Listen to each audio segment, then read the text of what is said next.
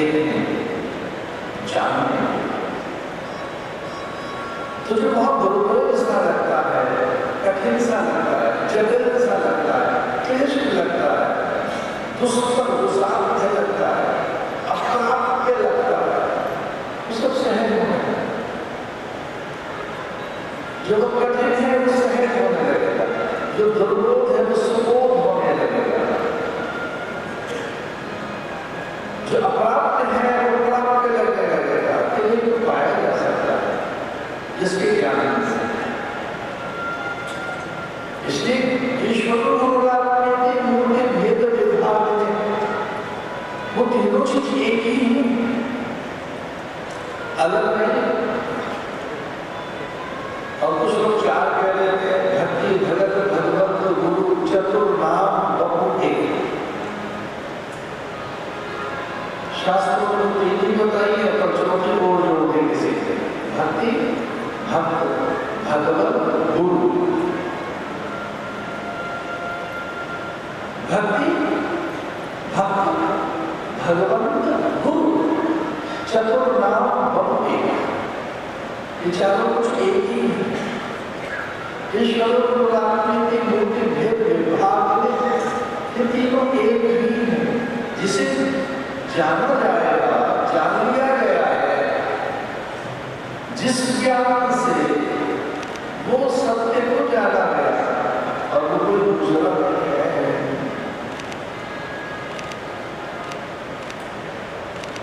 आपसे भिन्न है सारी चीजें, रंग रूप आकार नासिका कपोल भाल चुट स्कंद वक्षस्थल, आपसे भिन्न है। आप ये देखिए, आप शरीर नहीं है, ध्यान रखना, शरीर बिल्कुल अलग है आपसे। आप शरीर बिल्कुल नहीं, आप मन भी नहीं, मन बदलता रहता है। आप बुद्धि भी नहीं, बुद्धि निर्णय करते रहते हैं। आप प्राण भी नहीं, आप स्वप्न भी नहीं, संकट भी नहीं, रंग रूप भी नहीं, आप अलग है। आपका भी स्वप्न चलता है, आप स्वप्न नहीं। इसलिए उस प्रकाश के माध्यम से जो जान लिया जाए वो आनंद है, और आनंद मिटता नहीं है, सुख मिट जाता है। सुख तो बहुत छोटी सी चीज है, सुख तो कभी भी चला जाए। सुख इंद्रियों से आता है, चला जाए, दृश्य से आता है, पदार्थों से आता है, घटनाओं से आता है, चेहरों से सुख मिलता है। कभी कभी किसी एक का चेहरा देखने से सुख मिलता है, 20-25 साल के बाद उसको देखना नहीं चाहते, अब दुख मिलता, अब विरक्ति हो गई। कभी कोई पदार्थ दृश्य घटनाएं आपकी प्राथमिकता में, अब वो पूरी तो आपको स्मृति तक नहीं है, अब जानते नहीं कौन सी चीज आत्मा में आपकी प्राथमिकताएं थी। कभी कभी लगता था कि इनके जिए कैसे, अब वो स्वप्न में आते हैं, विचार में स्मृति उनकी ज्ञान तक नहीं होती है। इसका वो सुख नहीं था, तो सुख तो ज्यादा आता है, और ये सुख तो मन की ऊपर है। सुख तो मन की ऊपर है, ये तो चार चीजें जानता है, मन कुछ नहीं जानता। मन की बहुत जानकारी है, ध्यान रखना, मन बहुत ज्ञान नहीं है। मन को 2, 4, 5, 6 बातें आती है, इससे ज्यादा कुछ नहीं। क्या क्या सुख दुख मान अपमान हानि यश अपयश तेरा मेरा, बस इससे ज्यादा कुछ नहीं पता है। मन इतना ही अच्छा है, चाहे दुखी हो गए और सुख है, इसमें तो अपमानित हो गए हुआ, इसमें तो नाम मिल गया है, थोड़ी जेल पड़ा जाए, अब थोड़ा सा हारते हुए से दिखाई दे रहे हैं, और लोग जीत गए। ये जो हार जीत है, ये सुख दुख है, मान अपमान, ये द्वंद्व, ये सारे इंद्रियों से, और इसका नाम आनंद नहीं है। आनंद तो कुछ और है, आनंद तो है ब्रह्म, आनंद तो परमात्मा। और जब कभी इसका स्मरण होता है तब आनंद आता है। ध्यान रखना, भगवान की स्मृति में आनंद है, जगत की स्मृति में आनंद है। आनंद भगवान की स्मृति में है, उससे अच्छी कल्पना करो। सर्वोत्तम स्मृति कोई है तो भगवान की, सर्वोत्तम कल्पना है तो भगवान को, सबसे निकट कोई है तो भगवान। हमारे लाख अपराध क्षमा कर देने भगवान, जिन्हें हमारे पाप कभी दिखते नहीं वो भगवान। पाप हमारी कभी भगवान को नहीं दिखते, कभी नहीं। यमराज को देखते होंगे, भगवान को तो नहीं देखते। चित्रगुप्त देखता होगा हमारे कर्मों, भगवान नहीं समझ, भगवान ऐसा अच्छी बात क्या होता है, उन्हें उधर पता नहीं है, तो पतित पावन है, पावन है। सर्व हुए जीव हुए जबरी, जन्म कोटि अधर नासहि तबहि। यहाँ तक करोड़ों जन्मों के पाप उनकी निकटता में मिट जाता है। तबहि नासहि तबहि। अरे संसार है क्या? ये संसार ही सुख जाता है। हमसे देखा जाए तो भवसागर अब सूख गए, फिकर नहीं हो तर नहीं। जिस भवसागर से गले गए दुखी, ये क्या है?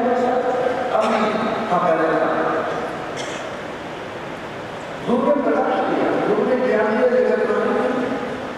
तो ध्यान से सुनना, थोड़ा सा ये गंभीर विषय है, ध्यान से सुनिए।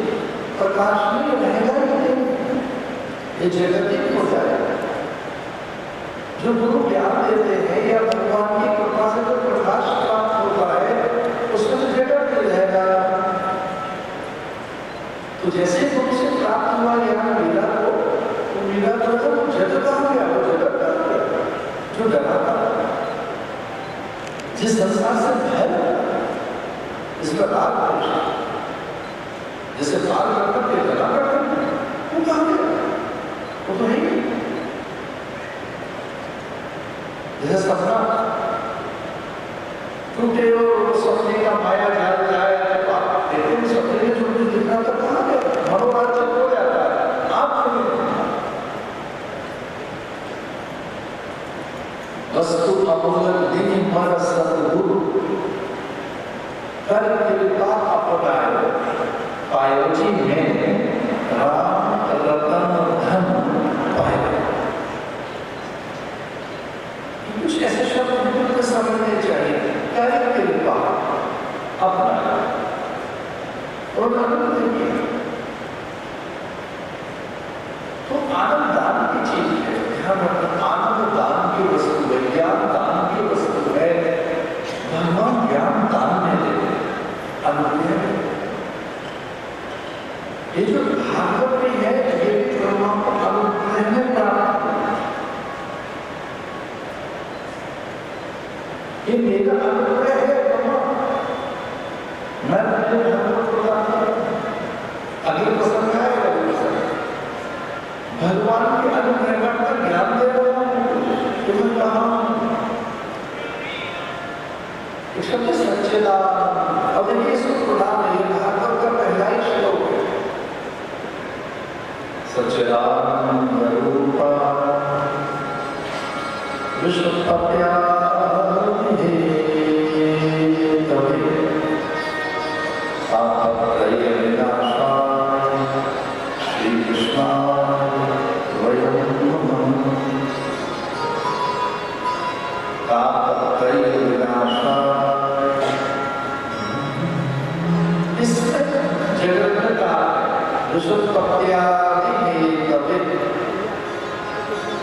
विश्वोत्पत्ति, इसका अर्थ करता है विश्वोत्पत्ति माने विश्व की उत्पत्ति आदि, पोषण भरण प्रलय स्थिति संहार, ये भगवान ने बनाया जगत। हम सब विश्वोत्पत्ति हे कभी, और जगत में क्या है? जगत में क्या? जगत में दुख है, ध्यान। अन्यथा तो बालक जन्म लेते ही रोता एक कार्य करता हंसता कार्य हो जाता आनंद बालक को रोना आ जाता है जन्म के साथ ही रोता बालक जन्म लेते रो रहा है बालक भी रो रहा है और माँ को भी दर्द प्रसव में माँ को भी पीड़ा बालक को भी दर्द तो जगत का जो आरंभ है संसार का जो आरंभ है सांसारिक जो संवेदनाएं हैं उनमें पहले दुख ये तीन चीजें दुख देती है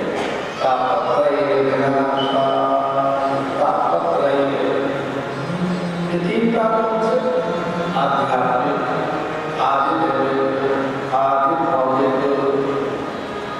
ये आदि भौतिक आदि आध्यात्मिक जैसे रामचंद्र अयोध्या में आए थे तो तीनों काम चल रहे एक अद्भुत राम राज्य बैठे तैरता हर्षित थे गए सब सोता दैनिक धैर्य भौतिक तापा राम की उपस्थिति में ये तीनों काम चले इस कारण से भगवत नाम स्मरण में या भगवत चर्चा या भगवत उपासना या भगवत ये नैकट्य या गुरु के ज्ञान में निमग्न होकर रहने में कष्ट नहीं रहेंगे तीनों प्राप्त नहीं है आदि देवता ये दुर्भिक्ष अकाल महामारी शरीर के कष्ट अरे शरीर के जो कष्ट है शरीर के दुख है वो तो औषधि आदि से मिट भी जाते हैं पर मन के तो कहाँ मिलते हैं मन का भय मन की चिंता मन के संशय मन के दुराग्रह मन की मूढ़ता मन का चांचल्य तेरा से मिलता है शरीर की तो क्या नहीं है कई बार कुछ उचित उपचार कर लेने से औषधियों के सेवन कर लेने से मिल जाएंगे और मन के संशय कैसे जाना तो जो मानसिक व्याधि है स्वस्थ होने का केवल शरीर से आप स्वस्थ नहीं है कुछ लोग केवल शरीर और शरीर से स्वस्थ और मन से भी होना चाहिए mentally fitness emotionally economically socially religiously spiritually fitness कुछ लोग केवल ऐसे शरीर से फिट दिखाई दे रहे हैं और mentally unfit socially spiritually religiously culturally economically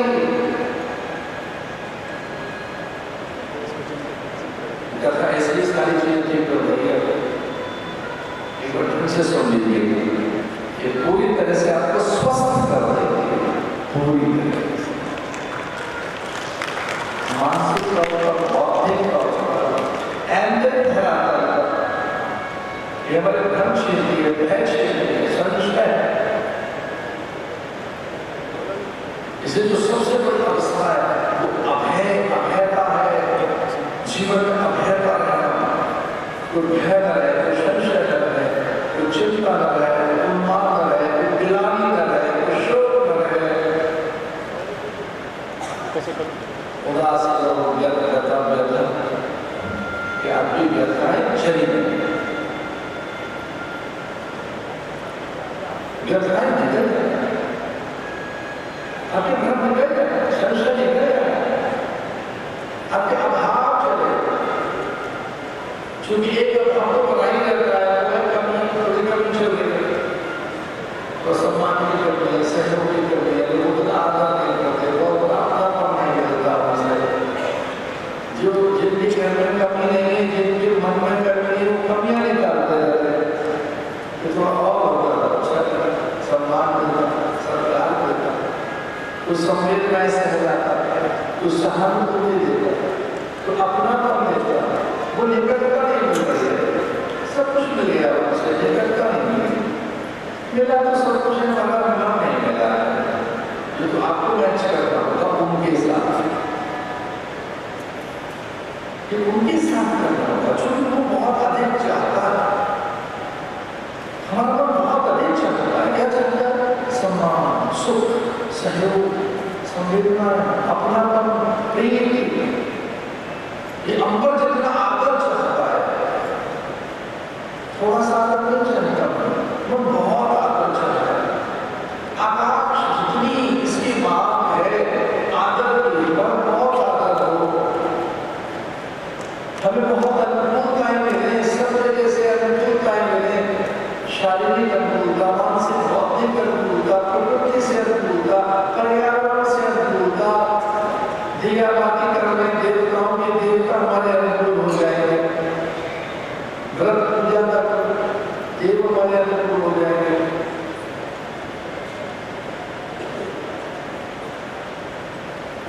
जाने वाले अनुकूल, जो सीता जी को ये भनक लग गई, विनय प्रेम शुद्धि भवानी, उन्हें लगा हम प्रसन्न हो गई, मन चाहे राजो और सुनहरे सुंदर श्राप। सीता जी को पता लगा देवता अनुकूल हो गए, अपराध अनुकूल हो गए, और जब परात्मा के अनुकूल हो गई, इष्ट मेरे अनुकूल हो गया, जाने वाले अनुकूल। एक मंजुलता, मांगल्य, वो एक निर्भरता, निश्चितता, एक निष्कंठ हो गया सीता का ये जानकर कि वह प्रसन्न हो गया। अब देवता मेरे अनुकूल हो गया है, परात्मा मेरे अनुकूल हो गई है, अब सब मिल जाएगा। यदि हम चिंतित हम प्राप्त के निश्चित परमेश्वर इस भूतल का कुछ भी ऐसा नहीं है जो मुझे नहीं मिल सकता।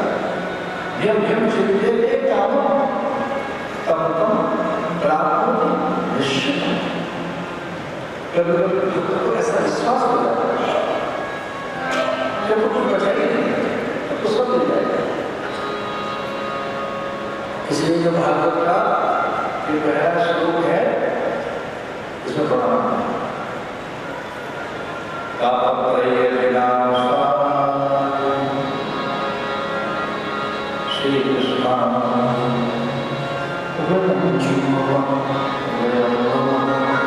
श्री कृष्ण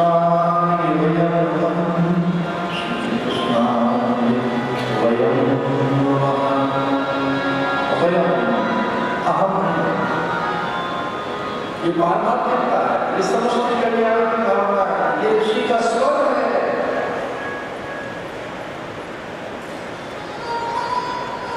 आदर करना से एक से अनेक होने के लिए, व्यस्त से समष्टि होने के लिए परमार्थी कौन है? इसके भैंस जगत व्यास ने ये भागवत का जो पहला श्लोक रचा, यद्यपि ये पद्म पुराण से लिया गया,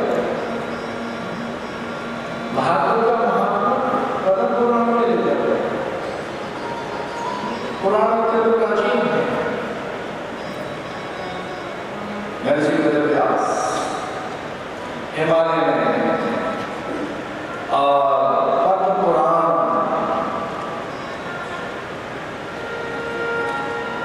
जो वेद है स्वयं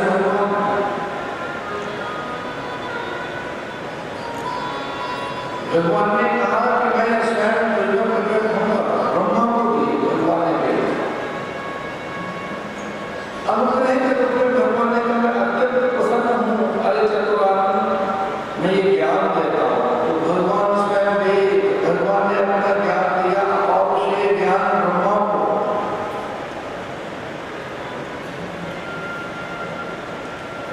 और ब्रह्मा के लिए एक प्रकार से अंश है महर्षि वेदव्यास।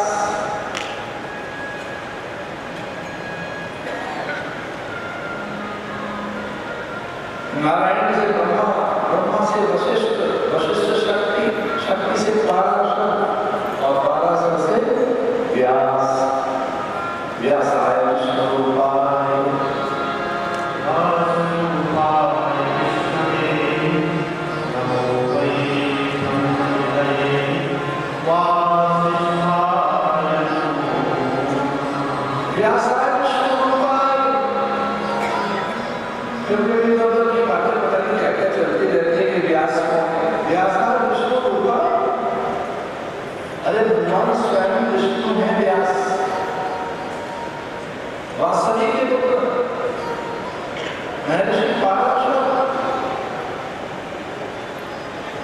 के पुत्र। और महर्षि गिने गिनाए हैं, वो तय है, कुछ कम ज्यादा नहीं हो सकता। आप कुछ और हो सकते हैं महर्षि में, महर्षि मरीचि मरुगुण देवगुण ये सब तय है। हम मनुष्य अनगिनत हो सकते हैं महर्षि वसु मरुगुण प्रचेतन दिक्पाल और लोकपाल उठे ध्यान रखना। ये जो महर्षि है ये कम ज्यादा नहीं होता, उन्हें पाल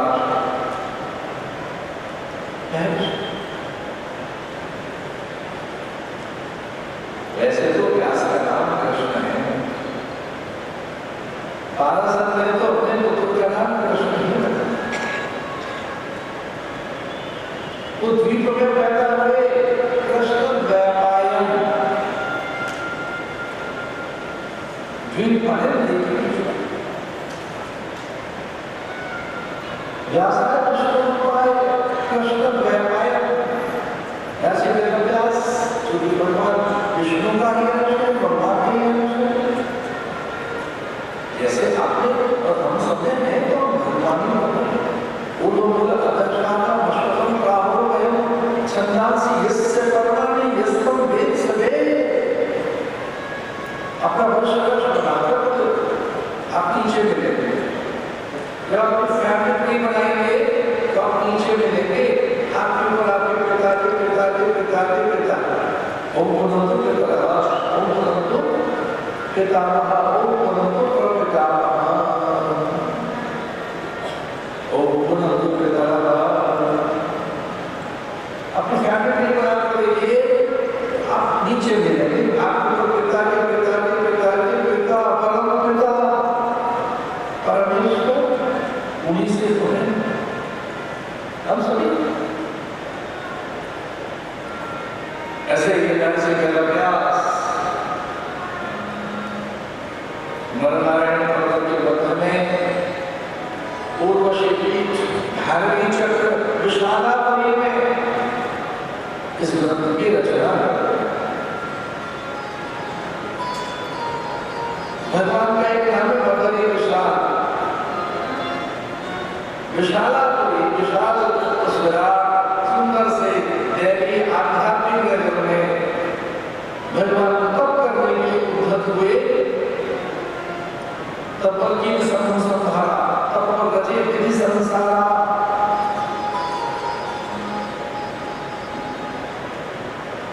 ध्यान है तप, जो तप है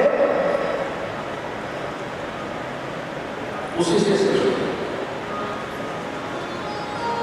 जब ब्रह्मा जी प्रकट हुए तो बहुत लंबे समय तक भी उन्हें पता ही नहीं लगा करना क्या चाहिए।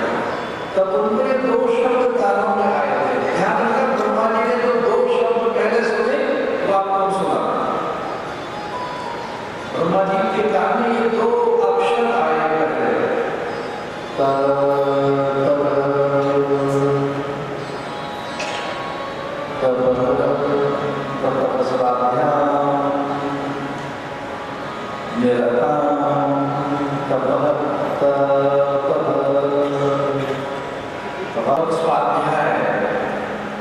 ईश्वर प्राण मैं तब मैंने अनुसंधान करूं, मैं पता लगाऊं मैं कौन हूं।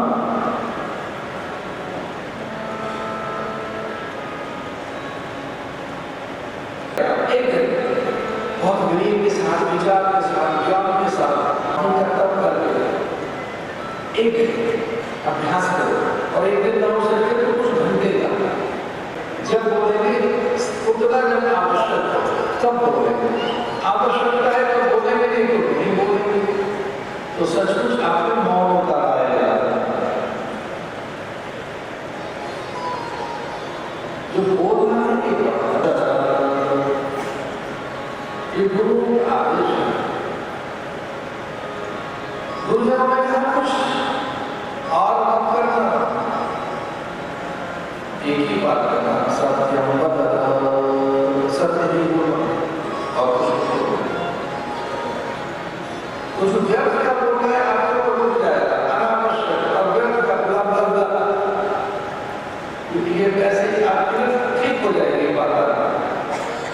बहुत बोल रहा है आराम से सब बंद करके देखिए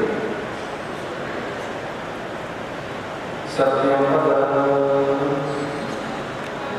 आपके व्यक्तित्व में निखार आएगा। आप सही बोलोगे, सटीक बोलोगे, आपकी अभिव्यक्ति में सौंदर्य आएगा, आपकी अभिव्यक्ति में माधुर्य आएगा।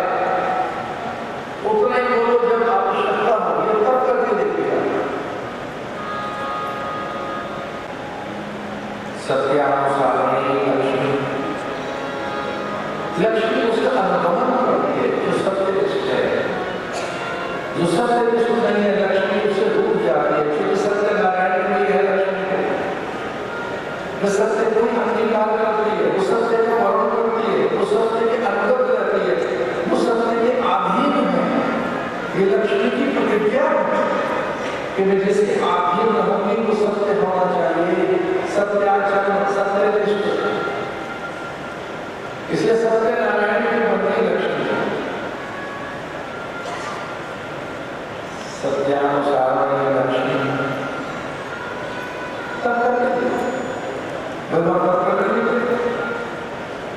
भगवान ने कहा लक्ष्मी से कि हमारा मन तब कर रहेगा।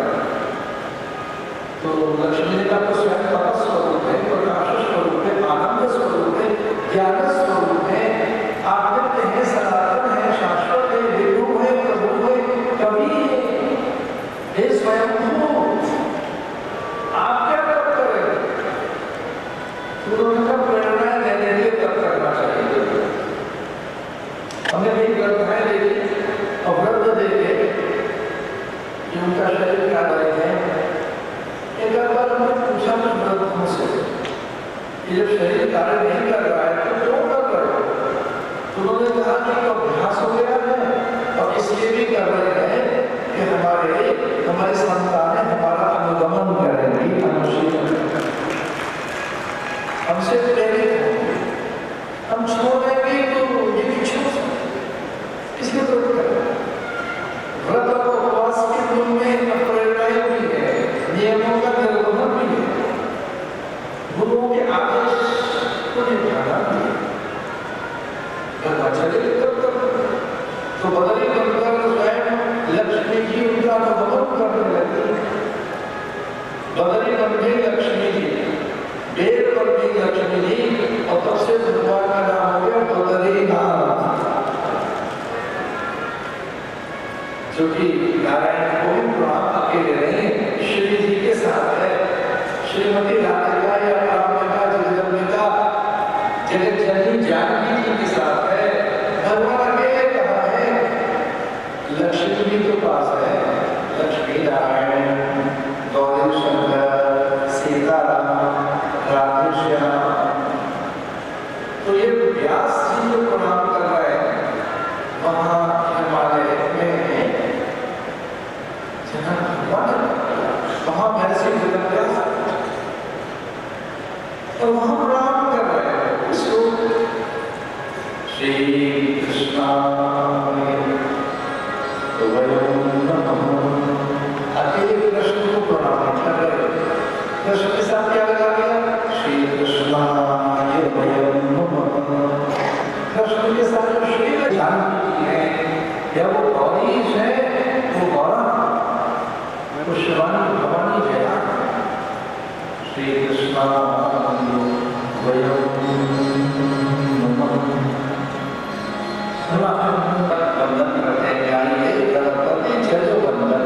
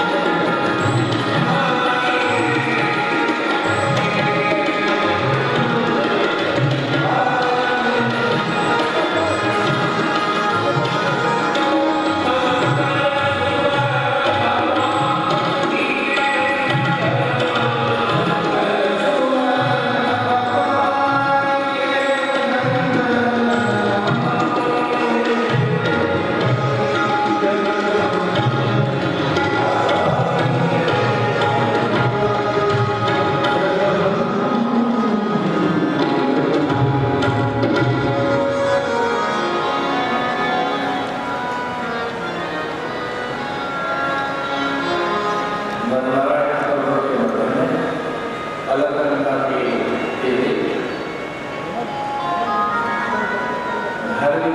पूर्व से जहाँ भगवान कन्या के धाम सतबदरी बद्रिका वहीं महर्षि वेदव्यास ने इस अमर कथा को लिपिबद्ध किए। यद्यपि कथा के आदर के लिए उस पल के लिए परात्मिका पार्वती ने आंखें मूंद ली।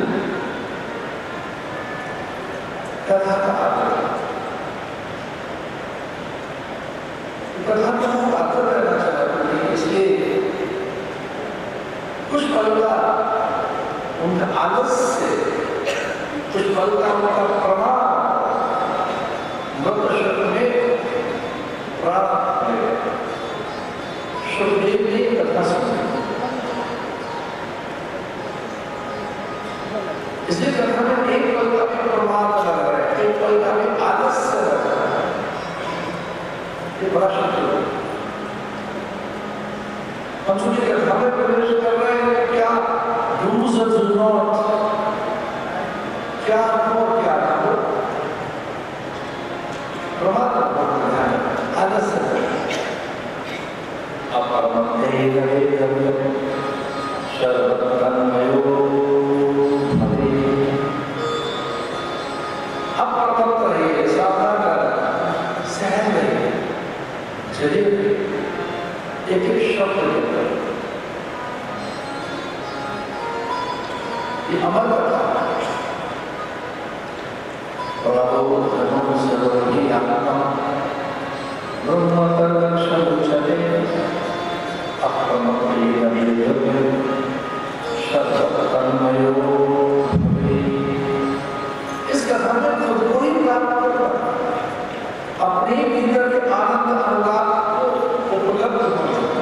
इस कथा की फलशक्ति परमात्मा है, लेकिन उसकी अनुभूति आपको स्वयं को अपने में दूर नहीं, अपने से भिन्न नहीं है, वो परायण नहीं है।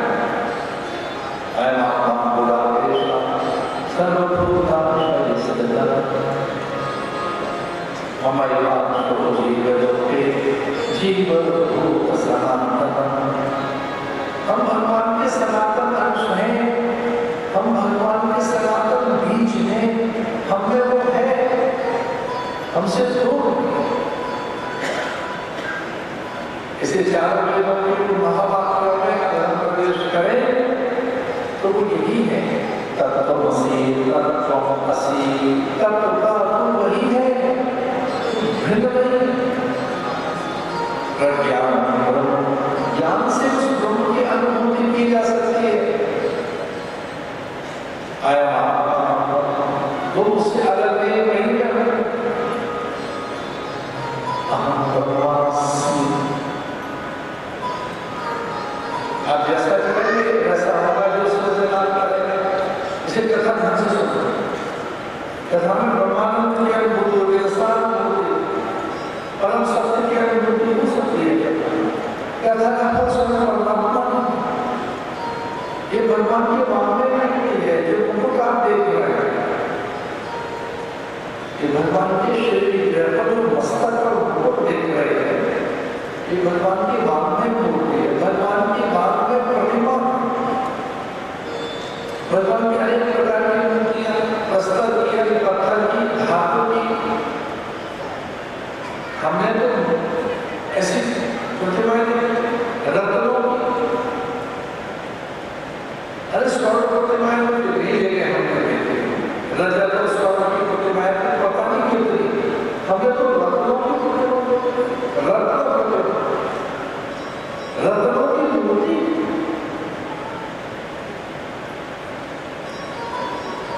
महादेव को ऐसे एक मिट्टी के घर में भी करता नहीं हो जाता, पार्थिव शरीर में बनाया जाए, मिट्टी के एक कण में हर रंग का जो शंकर है। भारत ऐसा देश है कि हर कर्म में शंकर है या कि हर सारे काम में भगवान है, ऐसा है। एक भी कण ऐसा नहीं है सर्वत्र सर्वम खलु ब्रह्म। लेकिन जब बात प्रतिमा की चल रही है मूर्ति की, तो कुछ लोगों ने मूर्तियां बनवाई जिनकी जैसे सामर्थ। एक रानी ने कहा चलकर मेरे साथ और शाम नहीं बैठ गए कितनी मूर्तियों की चर्चा भारत पत्थर की, अनेक धातुओं की, स्वर्ण रत्नों की। लेकिन ये जो प्रतिभा के सामने रखी जाए तो क्या है? भगवान नहीं प्रतिभा, प्रतिभा शब्द बड़ी, अक्षर बड़ी, ज्ञान बड़ी, शब्द बड़ी। ये भगवान का शब्द दिख रहा है कि भागवत भगवान स्वयं, तो भागवत में ये भगवान स्वयं विद्यमान।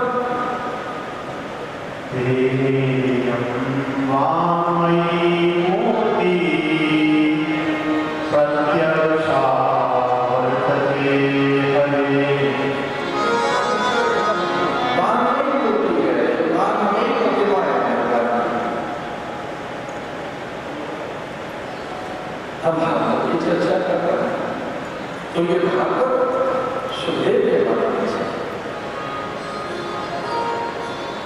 यद्यपि ये भागवत तो सबसे पहले ब्रह्मा को, ये अद्भुत है कि भगवान ने कहा कि पहला ज्ञान मैं तुझे ही दे। भगवान ने ब्रह्मा को भागवत दी, ये कहते हुए मेरा अनुग्रह है, तुझे देता हूं। और आइए ध्यान से सुनो, ये 4 श्लोकों में आपको पूरी भागवत सुनाई जा रही है, तो सुनो ध्यान से।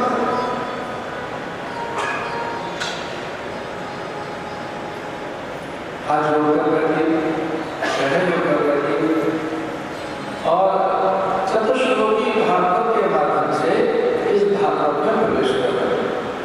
श्री भगवान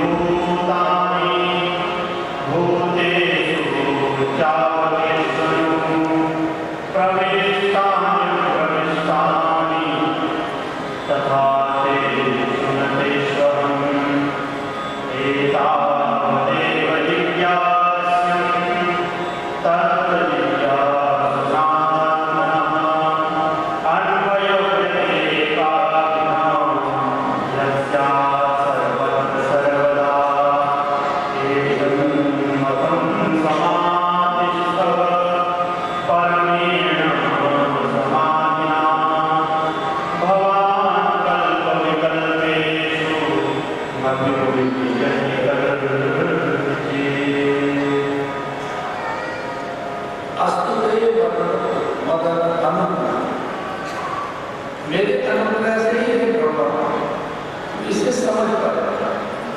जब तक मेरा अनुग्रह नहीं होगा ये समझ में नहीं आएगा। इसलिए भगवान कृपा साधन है, साधन साधन भगवान साधन से भगवान कृपा साधन साधना करनी चाहिए। बिना साधना के परिष्कार नहीं होगा, पवित्रता नहीं आएगी। साधना माने अनुशासन, साधना माने अनुष्ठान। साधना करके नियमों का गर्व हम, लेकिन भगवत प्राप्ति केवल साधन से नहीं, यह वो साधन दे तुम्हारी कृपा पाप कोई को, ऐसा लिखाया है। यह वो साधन दे, ये जो भगवत प्राप्ति है, ये गुरुवाणी, ये जो भगवत प्राप्ति है, यह वो साधन दे, ये तो कृपा से है। भगवान साधन साधन नहीं, साधना इसलिए कि आपको पवित्रता है, अंदर परिष्कार हो, अंदर की निर्मलता आप लगे, स्वच्छता जीवन में आए, पवित्रता जीवन में आए, संयमशील सदाचार लगे, अब नैतिक रह सके, संयम और शांत रह सके, व्यवस्थित और मर्यादित रह सके, इसके लिए साधना है। अन्यथा तो भगवत कृपा से वो चीज हाथ लगे।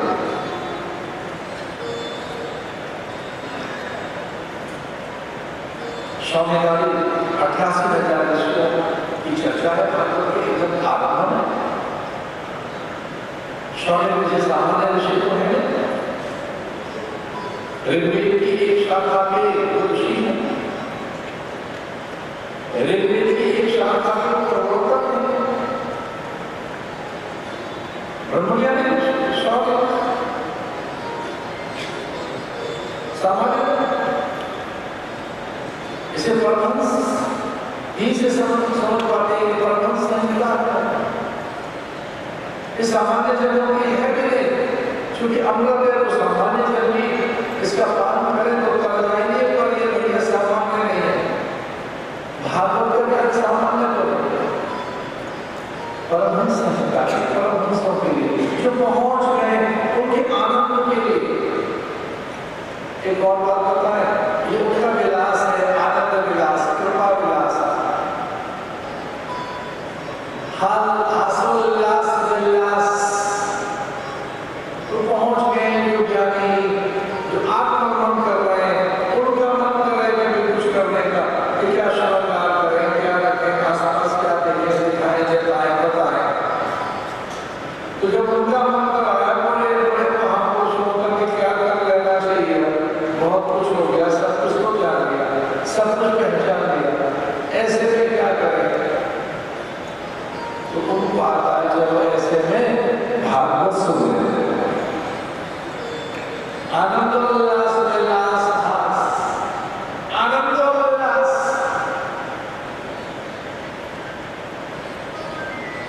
स्वामी का 88,000 ऋषियों की चर्चा है। ऋग्वेद में वो एक नहीं अनेक ऋचाओं के ज्ञाता, अनेक श्रुतियों के ऋग्वेद का आचार्य, ऋग्वेद का प्रवर्तक, एक शाखा का वो अद्भुत एक शाखा के प्रवर्तक है। सामान्य नहीं है, ब्रह्मज्ञानी आपको करते हैं, ईश्वरों को करते हैं, उन्हें कुछ जानना नहीं था, लेकिन 88,000 ऋषियों के बीच में बैठे हैं तो क्या करें।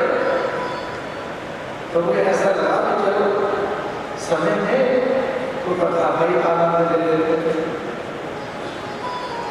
और उन्होंने अपने मन में सूत्र जी को देखा, महामती सूत्र जी, बड़े कुशल महामती सूत्र, महामती प्रज्ञावान, विद्यावान, गुणवान, शीलवान, ऐसे ब्रह्मलता जिनके पास ब्रह्मलता महाराज जिनके पास श्याम का संस्कार,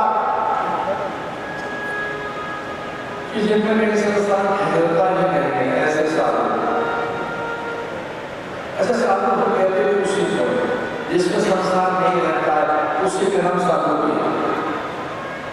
ये दो काम बड़े प्रचलित है, एक साधु और दूसरा संसारी। संसारी नहीं जिसके संसार रहता है मन में, और बाहर में संसार जो संसार में रहता है और उसके मन में भी संसार रहता है। साधु को जो संसार में रहता है और सच मानिए उसके मन में संसार नहीं रहता,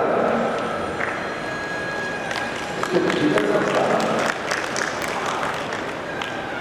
साधु को जिसके भीतर संसार है उसकी सांसारिकता चली गई हो, पारिवारिकता चली गई हो, उसके बाहर भीतर को एक ही चीज रहती हो, वो बाहर भीतर केवल उसी को देखता हो, समस्त कल्याण के निमित्त और स्वार्थ के वशीभूत एक का होके जीता हो,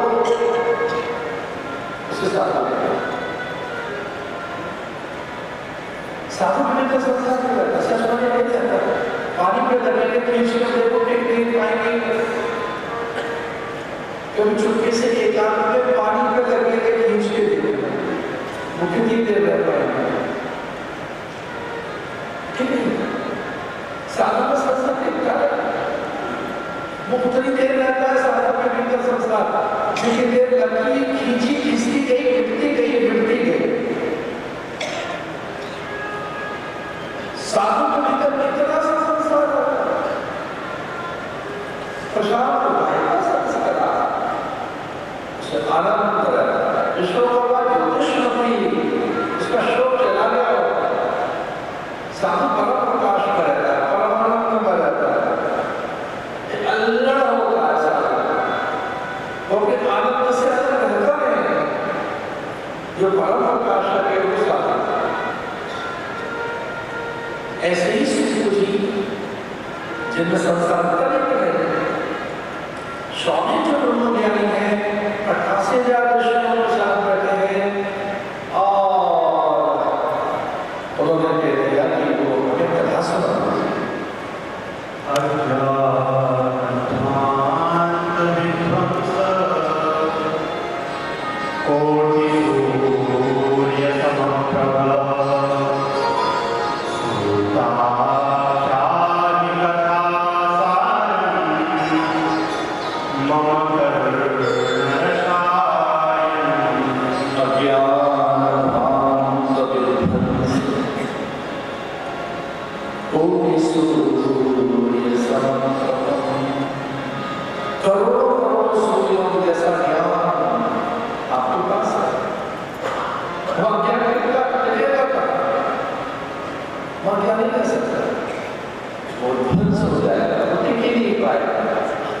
इसलिए हम हे परम ज्ञानी हमें सुना दीजिए क्या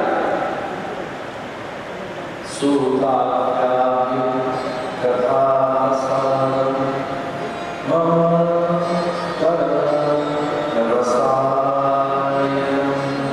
औषधि के नाम में रसायन बड़ी आसर अवलेध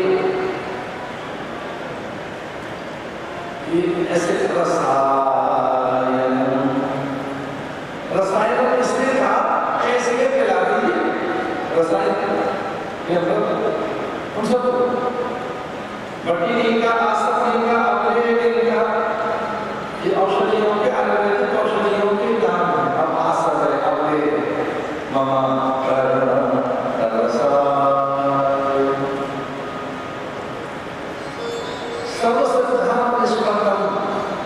संसार भय नाशक कि संसार के भय का जो नाश कर देती है, संसार रहने नहीं आता इसको सुनने के बाद और फिर कुछ करना शेष नहीं रहता। और जिसमें सारे सिद्धांत आ जाते हैं, सर्व सिद्धांत निष्पन्न, सारे सिद्धांत उसमें आ जाते हैं, वैदांत, शुद्धांत, विशिष्टांत और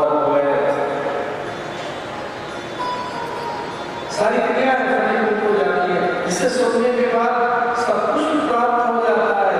संसार भय नाशक, संसार का भय रहता है कि संसार ही नहीं रहता, भय का भय संसार रह जाता है, फिर वो दुविधा में नहीं जाती है, तो धैर्य नहीं रह जाता है, अल्पता नहीं रह जाती है, शंका नहीं रह जाती है, तो कष्ट नहीं रह जाता है।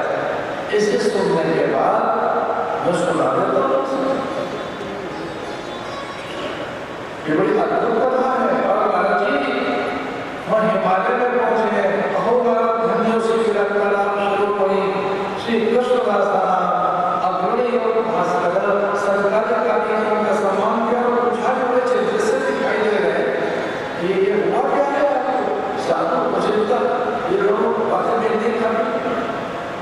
साधु तो कुछ निश्चित रहेगा, यदि साधु को चरित्र देते हैं तो वो लोक कल्याण की कामना उनके भीतर है, ये ध्यान रखना। साधु परमार्थ के कारण देख लेगा, वो सावधान होकर तो बताओ परमात्मा ही साधु के रूप में प्रकट होता है, ईश्वर ही साधु के रूप में। जब भगवान परमात्मा के लिए अपने कार्य की सिद्धि के लिए आना चाहते हैं तो वेश बदल देते हैं और साधु के वेश में आते हैं। भगवान सत्संग के लिए, शुभ संग के लिए, धर्म रक्षण के लिए, अपने कार्य की सिद्धि के लिए भगवान साधु का वेश बनाते हैं। और ये करोड़ों करोड़ों भारतीयों के मन में बैठा है कि साधु नारायण स्वरूप होता है। मैं तो आपने से बहुत से लोग इस बात को जानते हैं, आपने से पता नहीं कितने लोगों ने देखा कि जब मैं नागाओं की दीक्षा करता हूँ तो संन्यास देता हूँ, ऐसे लगभग 12-13 लाख नागा संन्यासियों को अब तक मैं संन्यास उनको यही क्यों कहते हैं ओम नमो नारायण, ओम संन्यास्तमय, ओम भुवा संन्यास्तमय, ओम स्वः संन्यास्तमय, ओम सर्वं संन्यास्तमय।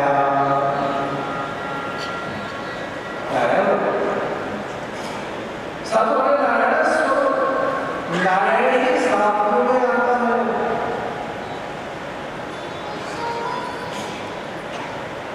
भगवान स्वयं में देव खोला गीता में अपने विभूति उनका वर्णन और चुपके से अर्जुन को बात करता, अर्जुन को अपनी विभूतियां बताते हुए भगवान कहते हैं अरे अर्जुन मैं कहाँ कहाँ देव।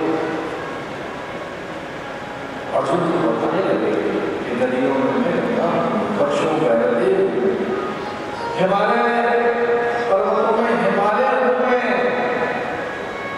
अर्जुन ने इसे बताया कि मेरा मन कुछ और नहीं, साधु ही मेरा मन है, नारद मेरा मन है। नारद क्या है? मेरा मन है। कुछ लोग ऐसा कहते हैं हमारे मन में आता है, ऐसा करता है, हमारे मन में आया ऐसा करता है, मनोरुचि। एक शब्द मना का, एक शब्द मनोरथ, एक मनोभावना। जो मन इच्छित है, मन अभीप्सित है, मन कल्पित है, मन इच्छित है, मन याचित है, कुछ लोगों के मन में कामना, मन की स्पृहा, मन की लालसाएं, मन की वासनाएं, मन की ऐशवाएं। तो नारद कुछ और नहीं, भगवान का मन है। तो जब कभी भगवान का मन कुछ करना चाहता है तो नारद के माध्यम से करते हैं।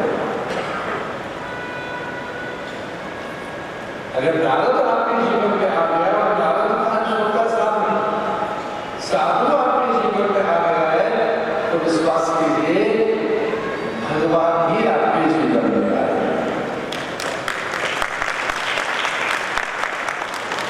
परमात्मा से जीवात्मा के मिलन का माध्यम माना,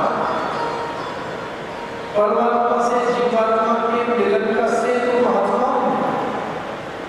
नारद कोई और नहीं, भगवान का नाम है और नारद जी हिमालय में पहुंचे। अरे एक ही पिता की संतान है, वही ब्रह्मा के पुत्र हैं नारद और सत्यदेव जी। अपने ही ज्येष्ठ को देखकर और उनकी चिंतित देखकर उनके धारणा में जो भगवान का मन है, नारद स्वयं 24 अवतारों से एक अवतार उसका जैसे दिखाई दे रहा है। अब साधु चिंता करे इसका दिए लोगों को मंगल के लिए चिंता करता है, लोगों को कल्याण के लिए। नारद जी कह रहे हैं कि वृंदावन में भक्ति को देखकर आया, ज्ञान वैराग्य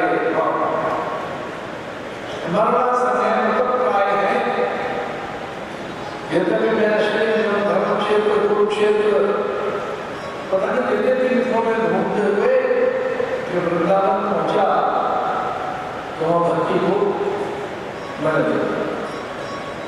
यद्यपि उसकी सेवा में गंगा यमुना सरस्वती गंडकी, यद्यपि उसकी सेवा में न जाने कितनी महादेवियां, उसकी सेवा में अलग शक्तियां लगी हुई थी, लेकिन वो थोड़ी खेत में मानस थी, कोई गति थी। बड़ी बड़ी नदियां, बड़े देव और बड़ी शक्तियां भी उसकी खेतता को, शोक को, उसके दुख को छीन नहीं पा रहे हैं। फिर क्या हुआ? सरकार ने कहा कि जैसे ही उसके पास पहुंचा तो वो चहकने लगी, थोड़ी प्रसन्न हो गई, थोड़ी स्वस्थ हो गई, थोड़ी आश्वस्त। ये मुझे अपनी अनुभूति आपको बतानी। साधुनाम दर्शनम पुण्यम, इसे देखते हैं नहीं, एक बहुत गहरी बात बताइए। अचानक अगर आपके अवसाद है, भय है, इसी प्रकार की कठिनाई है, तो मेरा कहना मानना कहीं और नहीं, साधु के पास जाना, आपका कल्याण होगा। साधुनाम दर्शनम पुण्यम, और ऐसे में साधु का कल्याण हो। भो साधु क्षणं तिष्ठ मच्चिंता विनाशय, दर्शनं तव लोकस्य सर्वथा हरं परम्। भो साधु क्षणं तिष्ठ मच्चिंता विनाशय, दर्शनं तव लोकस्य। जितने भी अंग हैं, पाप हैं, उनका निरसन होता है।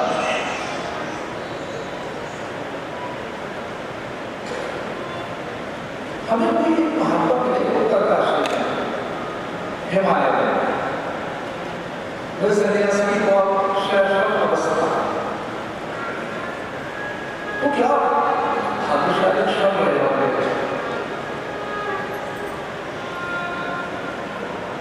वो क्या रहा होगा कि हिमालय में हमने महापुरुषों के बीच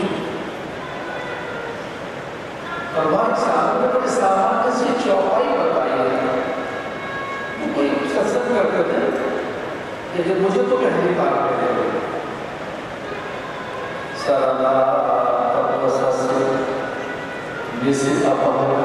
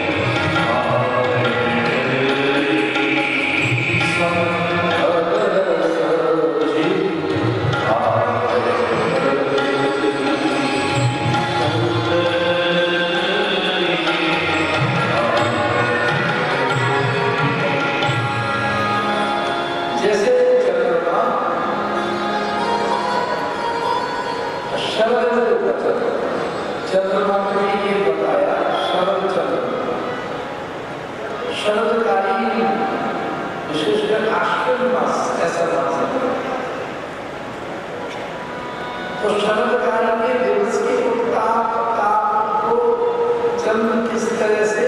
हरण कर लेता है रात्रि में। संत दरस जीवी संत दरस जीवी, जिस प्रकार से अश्विन काल शरद ऋतु के उत्ताप को उसकी दिवस की जो ऊष्मता, दिवस की जो व्याकुलता, उसे चंद्र की किरणें अपहरण कर लेती है, उसे सौंप लेती है।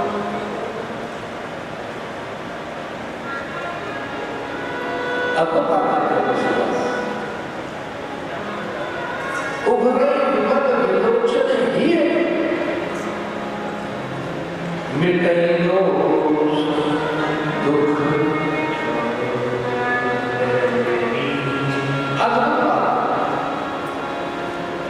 उभरे विपद विलोचन ही मिटई दोष दुख भव रजनी। सामान्य सी बात करेगी,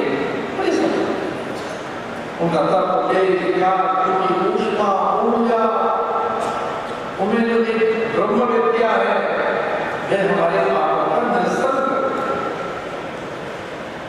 हमारे स्वतः पापों को क्षरण करती है। हमें एक आश्वासन देता है, ब्रह्म ज्ञानी का आत्मा एक आश्वासन देता है। हम सहज होते, स्थिर, शांत, प्रशांत, निर्बंध, निर्भीक, हमारे भीतर एक सहज, एक विश्रांति, भो भो साधो क्षमंत सुख। अति अचानक आनंदित हो गए, जो मेरा भय न चला गया, मेरे भीतर की चिंताएं कहाँ गई। अरे कौन आया ऐसा अचानक कि अब मैं आनंदित हूँ, प्रफुल्लित हूँ। मेरे लोगों तो ये मरे पड़े, इनका जो शोक था, इनका जो गहरी जो वेदना थी, एक बार में छिप गई। वो कौन आया अचानक ऐसा? मजेदार अब नारद तो भगवान का मन है, भगवान ने जो है उसे निकल भक्ति की समस्या से। अब हमारे में एक बहुत अच्छे संत ने कहा, और वो हमें अनुभव हुआ कि हमारी जितनी वेदनाएं हैं, जितने हमारे द्वंद्व हैं, जो हमारी दुविधाएं हैं, और जो हमारी व्याधियां हैं, उनकी औषधि और उपाय हमारे आसपास ही होता है, भले ही हमें न दिखाई दे। जितनी दुविधाएं हैं, जितने भी कष्ट हैं, जितनी व्याधियां हैं, व्याधियों से मेरे आपसे शरीर की व्याधि से जितनी सांसारिक दुविधाएं, दैन्य, अल्पता, रिक्तता, शून्यता, अवसाद, जितने भी हमारे मानस रोग, बुद्धि की विकलता और शरीर की भी व्याधि, यद्यपि आरंभ में तो ऐसा विश्वास नहीं हुआ, लेकिन कुछ दिन जब उनकी बातें सुनी तो हमें प्रत्यक्ष भी अनुभव हुआ कि हमारी व्याधियों की औषधियां हमारे आसपास हैं। कई बार लोगों से एकदम नहीं जाती, कई बार औषधियां छोटी रहती है। संजीवन जी को इस बात का बहुत कष्ट था, बहुत दुखी थी संजीवन। हनुमान से बात उसने प्रार्थना, एक बार को भी गया मैं छुट्टियों में याद आपको देखकर मैंने अपने अपने आप को आवरण में क्यों हो गया, कुछ देर करके आपको मुझे पहचान करना है। यदि आप अपने लिए नहीं ले रहे थे, वो तो आपको लक्ष्मण के लिए चाहिए थे। मैंने लक्ष्मण के प्राण दे दिए हैं, मैं राम से अपने नहीं कर रहा। मुझे बहुत हैरत, क्या देवादेव महादेव स्वयं भगवान महादेव मेरे पास आए और मैं छुप गई। मुझे उसी समय प्रकट हो जाना चाहिए था, मैं छुप गई पत्थरों में और आपको पहाड़ लेके जाना पड़ा। सुशैन को पता लगा भाई ये संजीवनी है, तो मैंने कहा कि ये तो कोई चिंता नहीं, बातें नहीं, क्यों शोक करती है, क्यों अपने मन में एक दुख रखती है। जो महंगी चीजें वो तो छुप के रहनी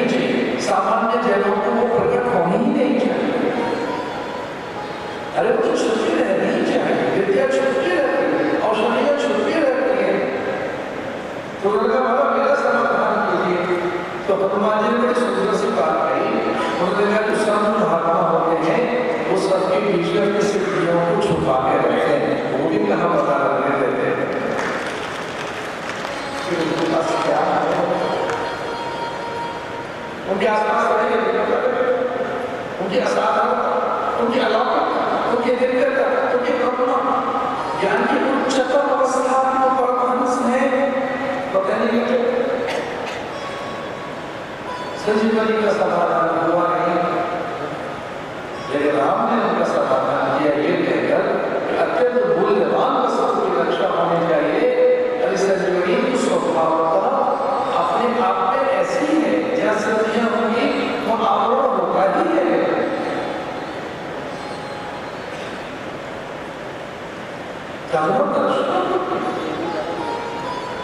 नारद को लेकर धरती को समझ और नारद से कहने के बिना किसी कारण के मैं आनंदित हूँ, मैं नारद मेरा मंगल कीजिए, मेरे पुत्रों को रक्षा कीजिए, ज्ञान लगाने में जीवन नहीं रहा। और जब भी ऐसा होता है हमारे ज्ञान लगा के पूर्ण हो जाता है, हमको सही चयन करना नहीं आता, कभी ढक जाता है हमारा, हम सब के सब देते रहते जड़ चैतन्य सूची सूची आत्मा हम जानता है क्या सही क्या है। बहुत से लोग इसमें विफल हो जाते हैं, वो जाने पाते सत्य क्या है, सही क्या है, और उसका चयन करना बड़ा कठिन होता है। सही मार्ग को चलना बहुत कठिन है। बड़े वो पथ से विचलित हो जाते हैं, उन्हें पता नहीं लगता किस दिशा में भटक गए। कौन बतावे बाट गुरु बिन बड़ा विकट यम बाट, कौन बतावे बाट गुरु बिन। ये बहुत कठिन है जाना, हम ठीक रास्ते पे चल रहे हैं ना, हम ठीक सोच रहे हैं ना, हमारा निर्णय सही है ना, हमारी सोच सही है ना। बहुत कठिन है सकारात्मक होना, विधेयक होना, बहुत कठिन है यथार्थ सही होना, आकर्षण है। हम जिस बात पर चल रहे हैं उसके लिए बता शास्त्रों में वो वेद विहित हो, शास्त्र सम्मत हो, महाजन द्वारा आचरित हो, गुरु द्वारा उपदेशित हो, that is the only way. नान्या Brahma विद्यते अनाय, भटक जाओगे इस रास्ते पे चलना, खुद से पूछो, अपने आप से पूछो कि जिस रास्ते पर चल रहे, जिस मार्ग पर चल रहे, मैं क्या करूँ? हम वेद विहित मार्ग, शास्त्र सम्मत मार्ग, महाजन द्वारा आचरित मार्ग, और चौथा है भैया गुरु द्वारा उपदेशित मार्ग।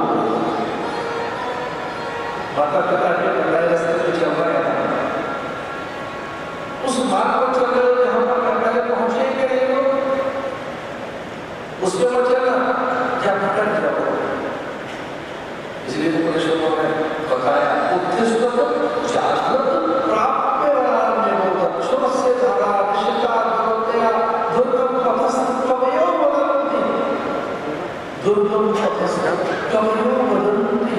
उन्होंने कहा है ये बड़ा कठिन है, लेकिन बड़ा आता है, उसके कठिन सही हो गए कितना कठिन इस तरह सब तो ये कठिन सत्य नहीं है, सरलता तो सत्य नहीं है, लेकिन अच्छा लगता क्या पढ़ा था महा जब ये गतस्य पढ़ा। अब इस तरह पूछ रहे हो इस रास्ते से चले, दिन जैसे महापुरुष गए और वहां जाकर पहुंच गए, उस रास्ते से चलना क्या पढ़ा था, इस रास्ते से चले।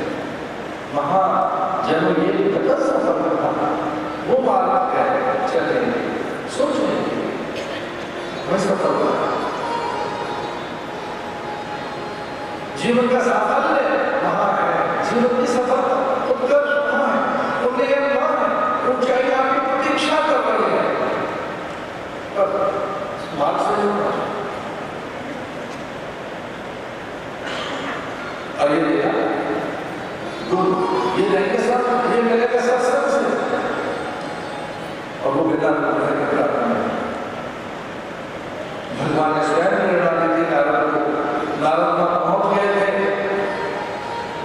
और नारद जी ने विचार करके कहा कि अभी लौटा बताना ये ज्ञान वैराग्य कैसे जीवित हो।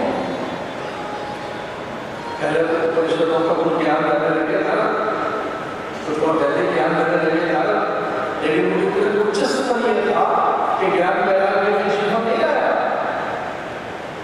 और फिर नारद जी को लगा कि हाँ अरे भक्ति में थोड़ी देर में लौटता हूँ। नारद जी मौसम संभाल गए, जब जाने के बाद हम कथा सुना देते हैं। और सुनने की बात ये कि चार को कथा हुआ सके और सुनने वाली है कि एक तो भक्ति और ज्ञान वैराग्य। अब नारद को टिकट कहाँ पे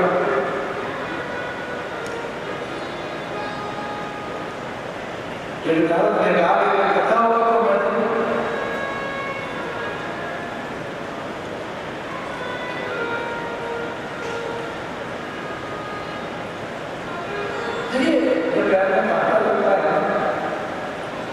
कांटा कांटे से ही निकलता है, कोई तलवार से नहीं निकलता, कोई नुकीली चीज से ही निकलता।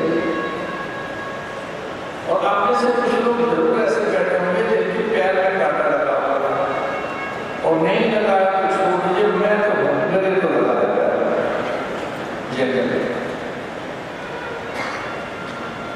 एक दो बार मेरे गाँव में बचपन में अच्छा जिसके पैर में कांटा लग जाता है वो कांटा ढूंढ रहा होगा एक और कांटा,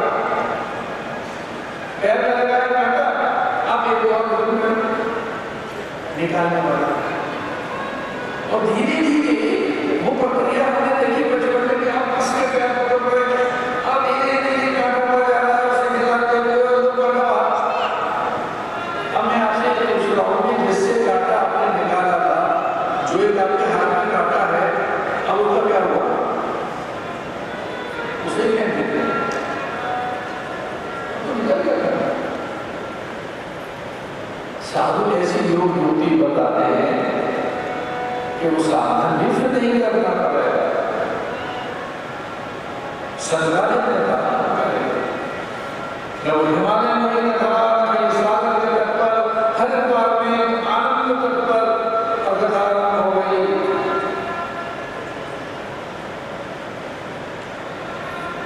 भक्ति ने कहा नारद ने कहा भक्तों के भेजन और वही मेरे पुत्र भी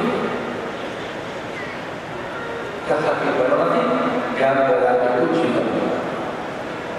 बस मुझे आपसे कथा जीवन देते, कथा विचार करना, कथा कथा प्रकाश, फिर आपकी योजना सही बनने लगेगी आपके द्वारा, आपके रचना आपका सृजन कुछ नया होगा, भिन्न होगा। एक बार सत्संग में आकर एक बार बैठकर तो देखो महापुरुषों के पास, आप कलात्मक बन जाएंगे। अच्छा है, सोच भिन्न हो जाएगी, दृष्टिकोण बदल जाएगा। और एक सामान्य शब्द है परिवर्तन, संदेह जीवन में एक परिवर्तन निसंदेह जीवन में। अगर आपने सत्संग सुन लिया, अगर आप सत्संग में जाने लगे तो एक चीज तय है, change and change and change. अब बदलने लगेंगे, अब बदलने लगेंगे, सच बदलने लगेंगे, आपका रूपांतरण होगा, आपका ट्रांसफॉर्मेशन होगा। आप वो नहीं रह जाएंगे जो पहले थे, फिर आप वो तो नहीं रह जाएंगे। आपकी व्यथाएं जाएंगी, आपके संशय जाएंगे, आपकी पूर्वाग्रह जाएंगे, आपकी मूढ़ता कटेगी, आपका चांचल्य घटेगा, आपका आलस हो जाएगा। क्या हो जाएगा? आप सत्य में समाहित हो जाएंगे। वो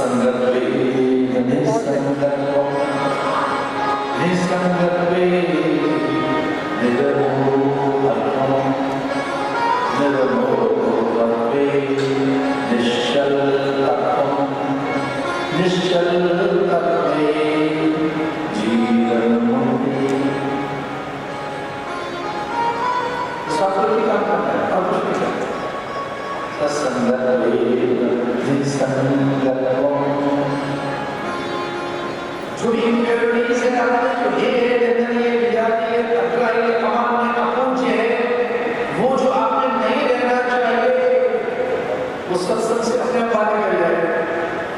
आप अगर सुनना भी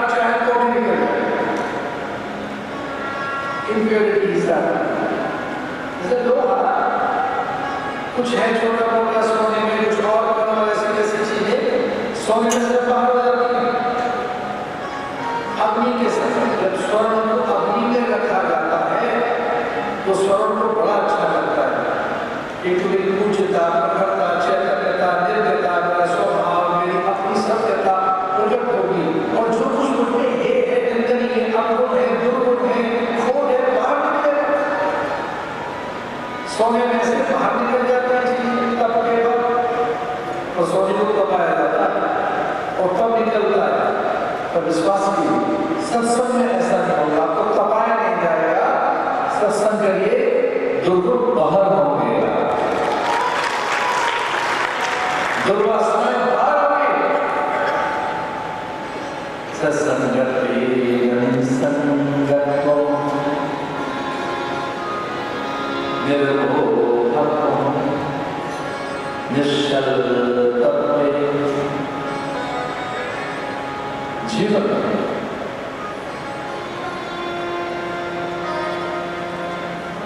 सत्संग की बात है।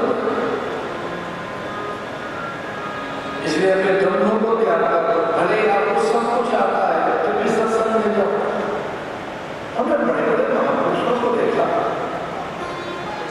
ज्ञानी ऐसे प्रज्ञावान महापुरुष, क्षत्रिय ब्रह्मनिष्ठ महापुरुष जो सत्संग सुनते हैं, सत्संग में स्वयं श्राविक सूत्र से कथा सुनता है। व्यास ने भी अपने पुत्र सुखदेव से कहा, यद्यपि तू ब्रह्म स्वरूप है, ईश्वर ही है, तुझे माया को छू नहीं सकती। अरे तो स्वयं शिव स्वरूप है, नारायण स्वरूप है, तो परमात्मा वो ही है, लेकिन मैं तेरा पिता हूं और तुझे माया छू नहीं सकती। तुझे सर्वथा सत्य ही है, तेरा सर्वभाषण सत्य है, तू सत्य है, लेकिन फिर भी एक चीज की कमी है। सुखदेव जी को स्वयं परमात्मा स्वरूप है, हाथ जोड़कर अपने पिता से कहने के लिए वो क्या है? बोले सत्संग की कमी है, तो सत्संग में जा, तो ईश्वर है सत्संग में। और राजा जनक क्या हमको भेजा, कुछ नया नहीं सीखा, वो जो जाना हुआ था वो परिपक्व हो गया, पुष्ट हो गया और अनुभव प्रखर हो गया। इसे स्वाध्याय में हमने किया सत्संग में अभाव है, उसे नहीं विचार नहीं निर्णय तो उमंग आ गया, तो उल्लास जब मैं झांक कर देखता हूँ मनुष्य में, आजकल तो मुक्तक मनुष्य चल रहा है, आजकल दक्षिणामूर्ति में प्रदेश है, वहाँ कुछ चल रहा है, बात क्या फिर उस दूसरे को रहने जाता और प्रकाश आनंद या उल्लास वो फिर कुछ और अनुभव करेगा। बड़े भाग्य का ये सत्संगा बहुकाल करके सत्संग यहाँ पर दिन का निरंतर ये होना चाहिए, तभी और सब संशय धन, तभी संशयों की निवृत्ति होगी। भाग्यो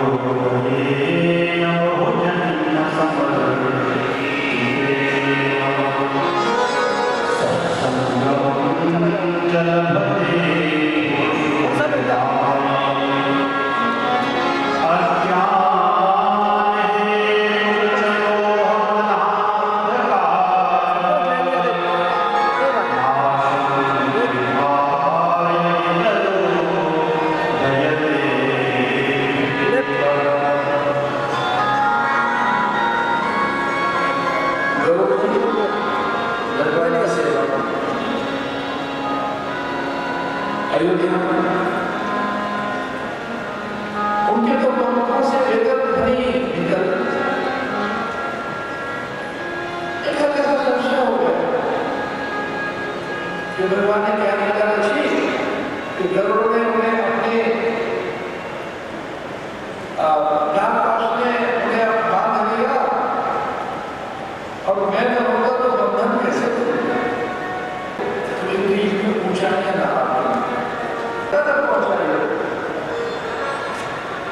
हमारे विवेक और त्याग से, हमारी योग की भक्ति से जो कुछ भी हमने किया है उसके कारण आज हमको ऊंचाइयां है, आज उनके पास है, अपनी संपदा है, धीरे धीरे में धूम है, जय जयकार है,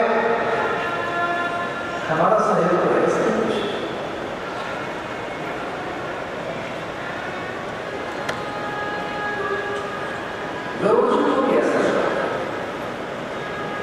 कि जब भगवान नाग राष्ट्र बन गए थे और इस प्रकार का बाण चलाया रावण ने कि नाग ने बांध लिया,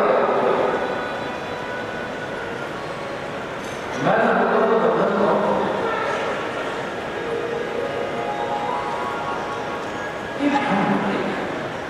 किससे बात यदि कोई दुर्गा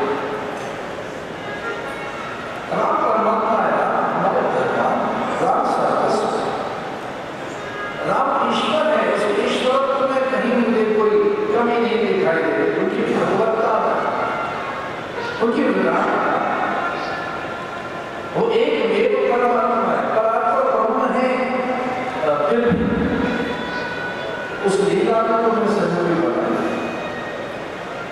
एक हल्की सी मन में ध्यान एक सेंस और ध्यान रहे तो सत्संग में जाओ तो शब्द आएंगे, भ्रम आएंगे, प्रश्न पैदा होंगे, जो निखरले निखर और जो एक चित्र को सत्संग ध्यान है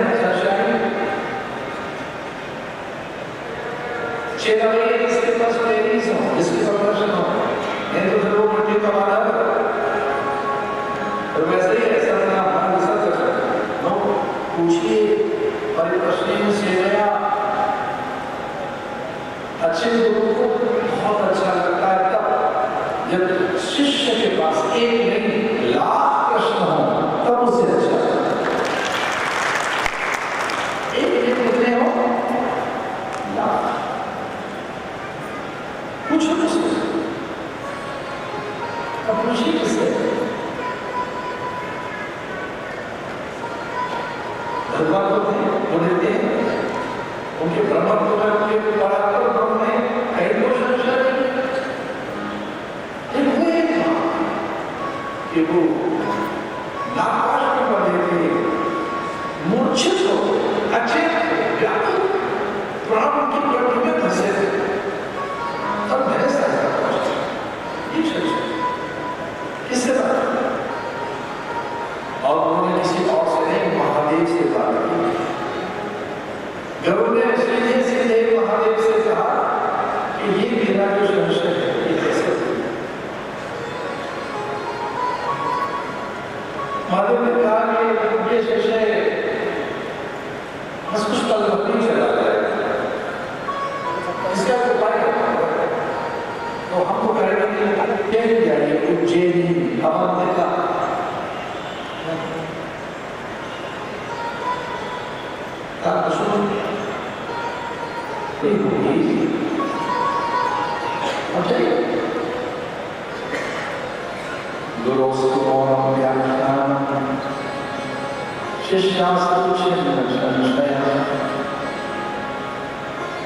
गुरु केवल इसलिए बोलते हैं जब बात क्लास हो आनंद हो उल्लास हो लोगों को कुछ अच्छी बात